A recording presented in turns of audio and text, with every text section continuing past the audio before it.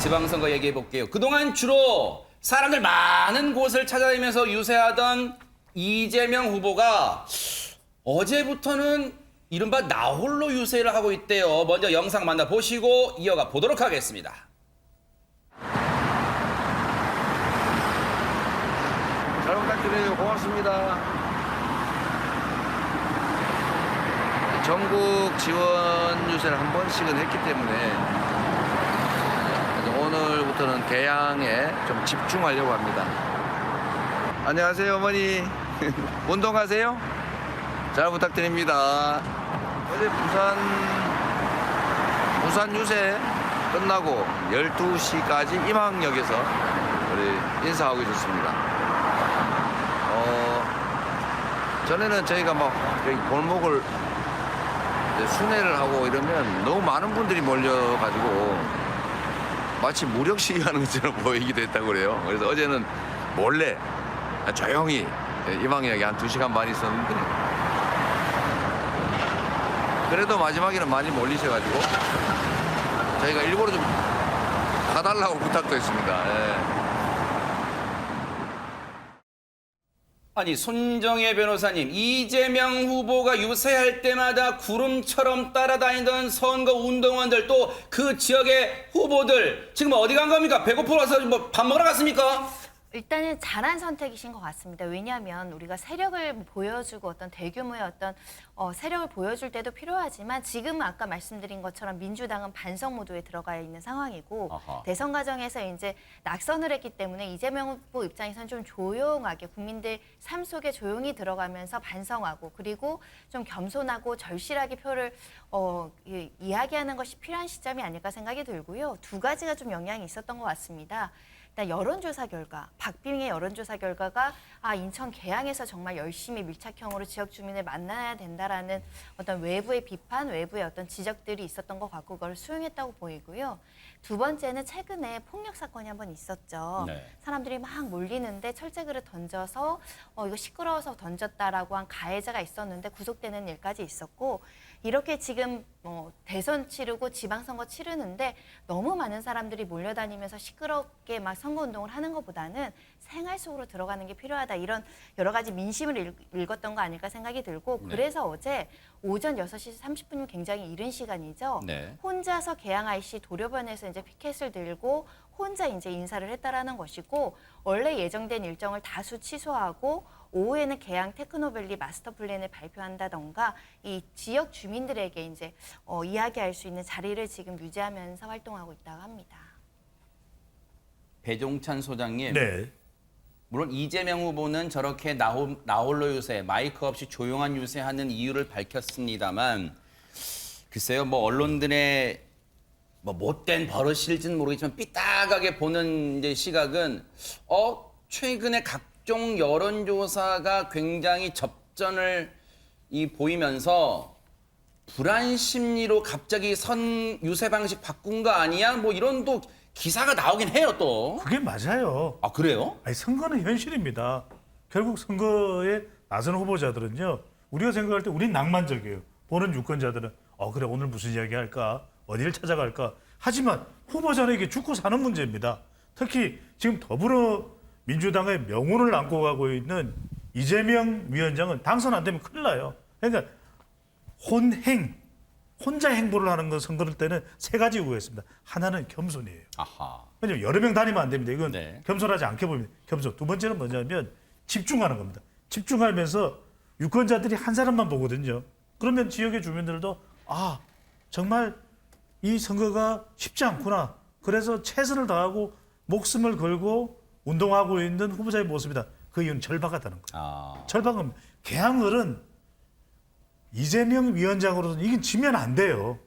그렇다고 해서 지금 국민의힘의 윤형선 후보가 만만한 것도 아니거든요.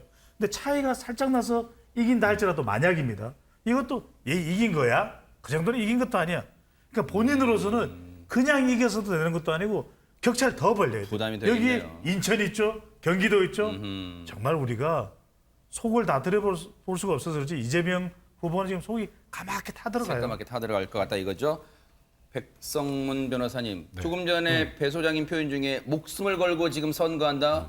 그래서일까요? 진짜 그런 간절함이 묻어나는 무슨 사진이 한 장 공개가 됐다면서요. 네, 일단 지금 이 개항을 처음에 나올 때만 해도 어떤 느낌이었냐면요. 그냥 대선 승장 같은 느낌이었어요. 아하. 그리고 여기는 어차피 되는 곳이고 나는 전국 선거를 이끌어야 돼. 나는 정치적 거물이야. 이제 개항을 주민들이 화가 나죠, 그러면.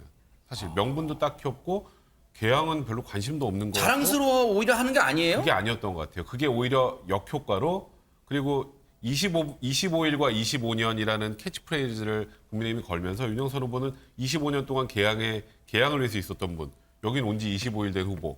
이러면서 갑자기 이제 여론조사가 변화하기 시작하고 그러다 보니까 조금 전에 말씀하셨던 것처럼 이재명 후보가 절박해진 거고요. 그러니까 저 진짜 개항 위해서 왔습니다라는 모습을 보여주기 위해서 혼자 유세도 하고 있는 거고 이 절박함을 어떻게 표현했냐면 네. 사실 저는 이 제스처는 그렇게 좀 적절하진 않았던 것 같은데 어떤 제스처인데요? 진짜 이번에 개항을 해서 만약에 이재명 후보가 만에 하나 떨어진다. 그러면 사실상 정치 생명이 위태롭죠. 그러니까 그걸 표현하면서 이런 표현을 썼습니다. 이렇게. 본인 스스로 그건 제가 지금 하는 게 아니라 저렇게 지금 저거네요. 네. 목에 손을 갖다 대면서 이번에 지면 정치 생명 이준석 진짜 대표가 SNS에 공유했나 봐요. 저걸. 끝장이다. 아. 이제 그걸 이제 이준석 대표는 아니 개항을 위해서 개항 주민을 위해서 뭘 할지에 대한 얘기를 하지 본인 정치 생명 운운하면서 정치 희화하는 거 이게 또 이 모션 자체가 좀 약간 희화되는 모습이 있기 때문에 제가 읽지 않겠습니다. 옳지 않은 행동이다. 이런 취지의 비판까지 이어갔습니다. 이준석 대표가 SNS 저 장면을 이제 공유하면서 비판하니까 손정혜 변호사님 앞서 사진 보면 옆에 보니까 김남국 의원이 있더라고요. 여기에 대해서 뭐 반박했다면서요? 네, 이재명 후보 절박한 마음으로 선거운동하고 있다. 편하게 지역 주민과 소통하려는 모습조차 억지로 시비 거는 모습이 안타깝다라고 이야기를 하면서요. 이럴 시간에 당대표로서 윤영선 후보 보고 떴다방 출퇴근 정치나 그만두라고 권고하길 이렇게 이제 비판하기도 했었고요. 네. 그리고 이제 성상납 징계 대상자이자 정치 패드립 원조가 무슨 정치 희화를 논할 자격이나 있는지 모르겠다라고 겨냥하기도 했습니다. 네. 글쎄요. 그런데 전현 평론가님, 이재명 후보 뭐 각종 지지율 뭐 여론조사 보면 조금은 이제 불안감이 엄습해 오겠지만 뭐 그래도 든든한 뭐 응원군 자랑을 했다면서요, 지금. 그렇습니다. 이재명 후보의 열성 지지 당원들 이게 좀 표현이 거칠 수 있는데 개딸들이라는 표현이 요즘 많이 쓰이고 있습니다. 이제 개혁의 딸 뭐 이렇게 불리기도 그런 하고요. 뜻이에요? 한 드라마에서 아버지와 딸이 티격태격하면서 아유 개딸하는 표현. 그러니까 좀 뭐라고 할까요? 짓궂은 용어이기도 한데 편한 아버지 같은 정치인 이런 의미도 담고 있습니다만 일각에서는 좀 너무 거치다 이런 지적도 있죠. 네. 어쨌든 정치인으로서는 이런 지지자들이 가장 큰 힘인 것은 맞습니다. 제가 예전에 취재하면서 봤는데 문재인 전 대통령의 경우에는 젠틀 제인이 굉장히 강력한 팬클럽이 있었고요. 제가 굉장히 재밌는 이름으로 봤던 거는 문풍지대라는 이름도 있었습니다. 그리고 유시민 전 노무현 재단 이사장의 경우에는 과거에 나왔을 때 시민광장이라는 이름이 있었고요. 네.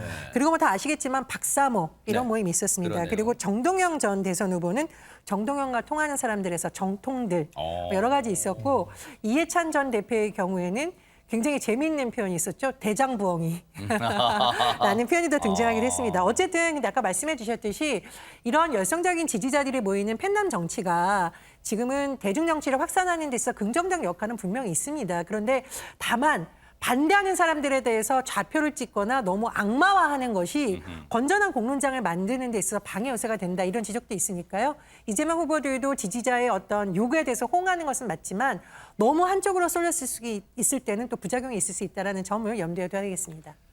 그래서 이재명 후보가 저렇게 자신의 든든한 응원군인 이른바 개딸 죄송해요. 어감이 진짜 그래서 그렇지 제가 쓴 표현 진짜 아니에요. 여러분 오해하시면 안 되고요. 자, 시민 여러분과 나눈 온기 느껴지는 그림 우리 개딸님의 애정이 담뿍 담겨서겠지요. 정말 고맙잖아. 그렇게 해서 이제 응원에 감사하다는 말도 적었는데 이 대목에서 궁금증이 있어요. 김현주 평론가님. 앞서 박지원 위원장이 팬덤 정치 이별하고 대중정당 만들겠다. 이른바 개딸들 그분들을 저격한 거라고 겨냥한 거라고 언론들은 해석했는데 거기에 사실 이재명 후보가 공감한다 그랬어요. 팬덤 정치와의 작별을. 그런데 SNS에서는 고맙다. 아, 고맙잖아. 이렇게 남겨요. 이건 또 어떻게 해석해야 돼요? 이게 일종의 좀 딜레마 상황이 아닌가 이제 그렇게 생각이 됩니다. 이재명 후보 입장에서는 본인을 적극적으로 지지해주는 지지층, 개딸들. 요즘에 MZ 세대들은 그러니까 B급 정서를 굉장히 좀 호응을 보이기 때문에 근데 발음이 짝짝 붙는 건 있습니다. 개딸들의 지지가 네. 고맙겠죠. 당연히 든든한 후원이 되는 것도 분명하고 네. 그럼에도 박지원 비대위원장의 지적에 대해서는 또 원론적 차원에서 공감하지 않을 수가 없는 것이거든요. 네. 그러니까 기자들이 이제 물어봤습니다. 요 기자회견 직후에 그랬더니 아직 파악을 못했습니다라고 처음에는 즉답을 좀 피했어요. 네. 그리고 이제 그 이후에는 원론적 차원에서 공감한다라는 네. 취지의 이야기를 하면서도 확대 해석은 좀 안 했으면 좋겠다라고 덧붙이더니 이후에는 또 바로 SNS를 통해서 개딸들 고맙잖아 이렇게 이제 의견을 표시한 것으로 봐서는 적극적인 후원에 대해서는 감사하면서도 또 이를 어떻게 해석해야 되는지에 대해서는 일종의 딜레마 상황이 아닌가 네. 그렇게 판단이 됩니다. 이재명 민주당의 지방선거 총괄선대위원장이기도 하지만 자신의 선거를 놓고 보면 인천 계양을 보궐선거 후보기도 하잖아요. 거기에 맞수가 국민의힘 윤형선 후보예요. 앞서 이재명 후보는 든든한 응원군으로 자신의 지지자 개딸들을 언급했어요. 윤형선 후보는 그러면 나는 응원군이 누구지? 아마 고민할까요? 윤형선 후보는 이분들을 내세웠답니다. 얘기 좀 들어보시고 이어가 보도록 하겠습니다. 전국적인 유명한 사람으로 만들어졌습니다. 이재명 후보가 남대로 정치적 거물이죠. 정치적 거물이 계양구에 왔습니다. 그런데 이제 정말 저는 그렇게 걱정하지 않았어요. 왜냐하면 정치는 대의명분이 중요한데 이분이 정말 어떤 명분을 가지고 계양을 왔는가 다 알거든요. 그리고 제가 25년 동안 계양에서 봉사해왔고 그리고 계양의 세금 배부인 했고 저는 진짜 계양 사람이다. 그러면서 또 다른 언론 인터뷰에서는 바로 그 얘기를 합니다. 상대방인 이재명 후보의 개딸 세력 규모가 어마어마한데요? 라고 질문하자 기자가 이번 선거 대선도 아니고 이재명과 계양의 싸움이다. 개딸 세력이 무섭지만 나에겐 30만 계양, 무슨 이순신 장군 말 패러디인가요? 30만 계양 세력이 있다라고 했답니다. 근데 이제 앞서 얘기 중에 25년 계양에서 봉사해왔다 했는데 전혜연 평론가님, 민주당에서 지금 윤형선 후보 관련해서 이 거주지 논란, 뭔가 거짓말한 거 아니 이런 논란을 제기했다는데 자세히 설명 좀 부탁드릴게요. 일단 윤형선 후보가 나는 25년 계양 사람이다라고 한 거죠. 그럼 보통 이제 25년 계양 사람이라는 거는 주소도 거기에 있고 주터전이 거기에 있고라는 말로 보통 받아들이는데 네. 최근 언론 보도를 보면 주소를 2일에야 서울에서 계양으로 옮겼다. 어허. 그리고 10일 날 공천을 받았다. 이 부분이 한 번이 좀 논란이 된 거고요. 두 번째로는 최근 오마이뉴스를 비롯한 언론 보도를 보면 실제로 공천을 받은 다음 날인 11일도 집이 또 서울에서 있다가 오후에는 계양에 있다가 이제 아까 김남국 의원이 뭐 떴다방 정치 이런 표현을 쓴 게 도대체 왔다 갔다 하면서 왜 자꾸 25년 계양 사람이라고 하냐. 그러면서 우리한테 며칠 된 후보라고 하는 게 맞냐라는 반박인데 네. 다만 이제 윤형선 후보의 반론을 들어보면 어쨌든 생활터전 25년 계양이었고 집주인이 집 벼달라는 이런 문제 때문에 잠깐 서울 간 거다라는 식으로 또 해명을 하고 있습니다. 이재명 후보 측에서는 그래서 이러이러한 상황을 들어서 윤형선 후보를 향해서 가짜 계양 사람이다 이렇게 맞불을 놨어요. 반격을 했어요. 그랬더니 국민의힘 김기현 공동선대위원장이 두둔하고 나섰습니다. 편을 들어줬어요. 뭐라고 했는지 한번 들어보시고 이어가 보도록 하겠습니다. 아이가 거기에서 초등학교를 졸업했습니다. 인천에는. 서울에 사는 사람이 인천에 있는 초등학교 애를 보냈단 말인가요? 그 말 안 되는 얘기 아닌가요? 인천에 살고 있던 집이 전셋집이어서 집 주인이 그걸 판다고 비켜달라고 하는 바람에 서울로 이전을 했다가 다시 인천으로 이 주소를 이전했다고 하는데요. 잠시 주민등록을 옮겼겠죠. 그거 가지고서 뭐 연거 따진다는데 아니 이재명 후보는 인천 계양에 한번 거주를 해봤습니까? 아니면 인천 계양에다가 뭐 세금을 내본 적이 있습니까? 네. 참 이재명 후보가 할 말은 아니다. 그런 알겠습니다. 생각이 듭니다. 그 지역의 세금 얘기하니까 예전에 또 김동연 후보가 유승민 후보한테 했던 말도 떠오릅니다만 지금 지역에 세금 냈냐 내봤냐 뭐 지금 이런 걸 또 따지고 있습니다. 근데 지금 이 프레임은 이재명 후보한테 굉장히 불리한 프레임인데 왜 이걸 계속 끌고 가는지 저는 잘 이해가 안 됩니다. 가짜 개항 사람이라는 표현을 썼는데 아까 김남국 의원이 떴다방 출퇴근 정치라는 표현을 썼죠. 그러면 떴다방이고 안 떴다방이고 하는 이재명 후보는 개항을 해 출근을 한 번 해봤습니까? 아하. 이거 논란으로 가면 절대 유리하지 않아요. 다시 또 25일과 25년 그 프레임으로 갈 수밖에 없는 상황인데 그러니까 지금 김기현 공동선대위원장도 똑같이 얘기를 하는 겁니다. 아니 그럼 한번 거주해 보셨냐? 세금은 한번 내봤느냐? 그럼 여기에 답변하기가 어렵거든요. 아하. 그러니까 여기서 뭐 출퇴근을 했으니까 가짜 개항 사람이다 이렇게 얘기를 하면 윤영선 지금 후보 같은 경우는 어쨌건 개항에서 25년 동안 병원을 계속해왔던 분인데 그러면 그쪽에도 그게 또 그 개항이랑 또 관계 있는 거 아닌가라고 사람들이 생각할 수밖에 없단 말이에요. 물론 문제 제기는 할 수 있는데 이재명 후보 측에서 최초에는 윤영선 후보에 대해서 아무 대응을 하지 않았습니다. 큰 정치인이니까. 대선 후보니까. 근데 이제 상황이 좀 급해지니까 지금 이런 부분들까지 문제 제기하기 시작을 한 건데요. 아하. 문제는 이 문제 제기가 효과가 있을까 생각을 해보면 저는 개인적으로 이렇게 오히려 이 프레임에만 묶이게 될 뿐이지 효과가 그렇게 썩 있어 보이진 않는 것 같습니다. 아니 그럼 배 소장님 실제로 네. 이재명 후보와 윤영선 후보의 어떤 여론조사는 좀 어떻게 지금 나오고 있어요? 불꽃 튑니다. 아, 그래요? 그러니까 아까도 이제 설명을 한번 네. 드렸었는데 이 지역의 선거 전망을 처음에는 초반에는 다윗과 골리앗이다. 아 이렇게. 예, 네. 윤영선 다윗 그리고 대선 후보였던 이재명 후보는 골리앗이다. 네. 지금은 그냥 두 사람이 똑같아져 버렸어요. 그러니까 그런 초박빙 판세, 이 접전 판세 되다 보니까 누가 더 어떻게 선거에서 최종 결과가 나오겠냐. 그래서 흥미로운 것은 네. 40대에서는 이재명, 60대 이상은 윤영선이거든요. 그래서 이 인천 계양은 오여. 그러니까 뭐예요? 50대입니다. 하하. 50대가 과연 누구의 손을 들어준나? 더 여는 여는 여자죠. 아하. 여성. 오여. 김현주 오여의 과연 표심. 왜 그러냐면 지금 이재명 개탈 이야기도 했으니까 네. 이재명 후보 계속해서 여성들의 표심이 좋다 이렇게 이야기. 그것도 알 길이 없는 것이거든요. 알 수가 없는 것이죠. 왜냐면 지금 박지원 비대위원장 변수도 불거져 있기 때문에 오여 50대와 여성 표심이 개항을 뿐만 아니라 전체 지방선거 판세까지도 네. 영향을 주고 있는 변수죠. 여론조사 결과에 대해서 일단 민주당은 어떻게 보고 있을까요? 들어보시고 이어가 보도록 하겠습니다. 지금 이재명 후보 같은 경우는 어떻게 봐야 되는 겁니까? 여론조사를 보면 오차 범위 내 혼전으로 나오던데. 제가 여론조사를 당해서 한 걸 말씀드리면 선거법에 걸려요. 네. 그래서 그 말씀을 못 드리고 네. 그냥 분석이라고 네. 말씀을 드리자면 네.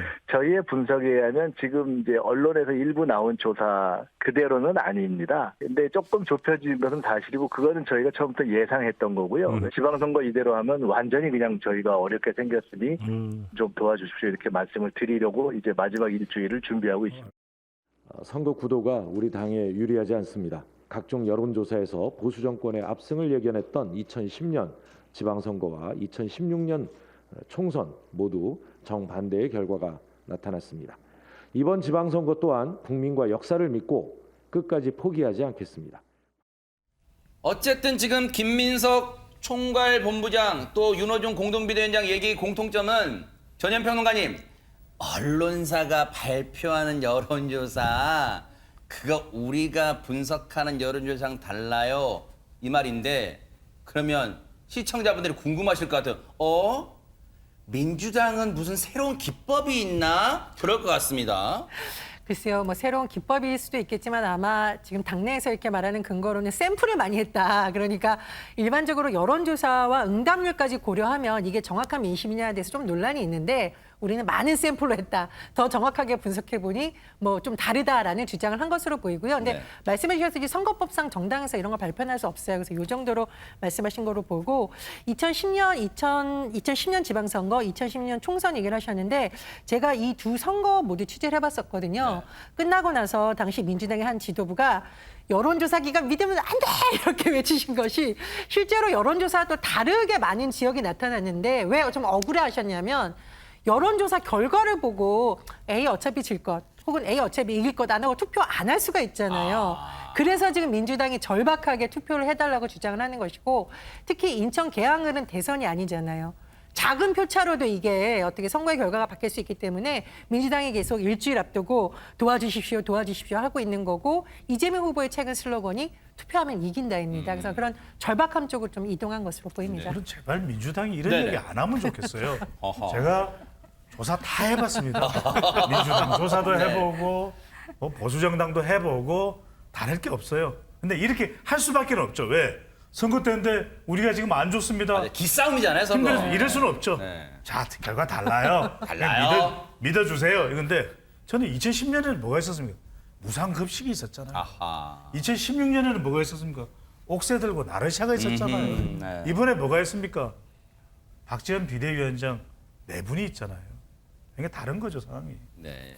그런데 국민의힘에서는요 이런 얘기를 했답니다. 한번 들어보시고 이어가 보도록 하겠습니다. 민주당이 굉장히 조직적으로 움직이고 있고 또 그 조직을 활용해서 투표율을 제거하는데 앞장서고 있기 때문에 우리도 어떻게 투표율을 제거할 것인지 모든 국회의원들이 사전투표를 저는 다 사전투표를 하기로 그렇게 방침을 정했습니다. 각종 여론조사에서 긍정적인 수치가 나오고 있습니다. 그러나 선거 결과에 대한 낙관은 절대 금물입니다. 사전투표는 아무리 강조해도 지나치지 않습니다. 하루의 투표가 3일의 투표를 이길 수가 없습니다. 사전투표에서 이겨야 승리의 쐐기를 박을 수가 있습니다. 김현주 평론가님, 어찌 보면 투표를 독려한다는 그냥 당연한 얘기로 들리는데 왜 사전 투표를 유독 강조한 걸까요? 지난 대선에 이어서 사전 투표를 무척 독려를 하고 있는데 네.